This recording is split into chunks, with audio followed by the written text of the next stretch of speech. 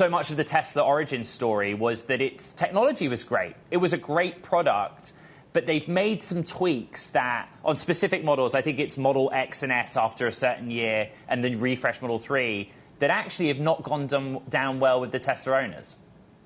Yeah, that's right. It did start in 2021 with S and X. It's now migrated to 3, which means it's hitting the mainstream buyer. And the mainstream buyer does not like giving up their turn signal stalks. What Elon is trying to do is trying to go stalk free, Ed. So you lose the turn signal stalk, and you also lose the windshield wiper stalk on the other side. All of those have migrated to being buttons on the steering wheel.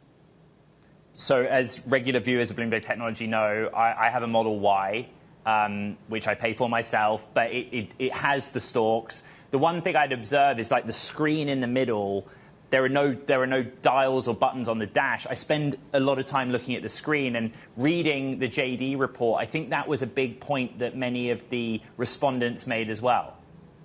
Absolutely. JD Power said, the author of the study told me that the consumers report that they have much more eyes off the road time because they're hunting around for these, ordinary functions. This isn't high-level tech that people are looking for. They just want to beep the horn because something happened in front of them and they can't find it.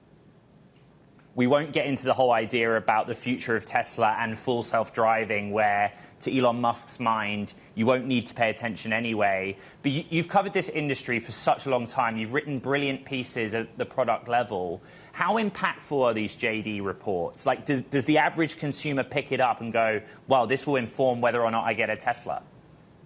Absolutely. JD Power and Consumer Reports, those two measures are the ones that carry the most weight with consumers. You can see it in the automakers' advertising.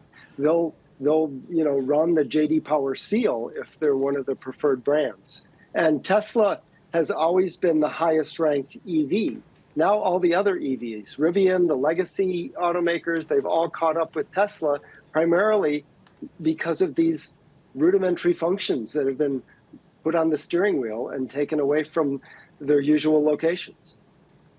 In the story, there's a chart of problems per 100 vehicles, but it's also a quality survey. Can we just quickly talk about the quality part of this discussion? Yeah, so, quality is defined in a couple of ways. One is things that break, that don't go well. But also quality in the survey now reflects what consumers are having trouble operating. It might be functioning as designed, but if the driver can't figure out how to use it, then that's a quality problem. And so that's what's showing up on Tesla here. These are things, the buttons work if you can find them, but can you find them in an emergency situation?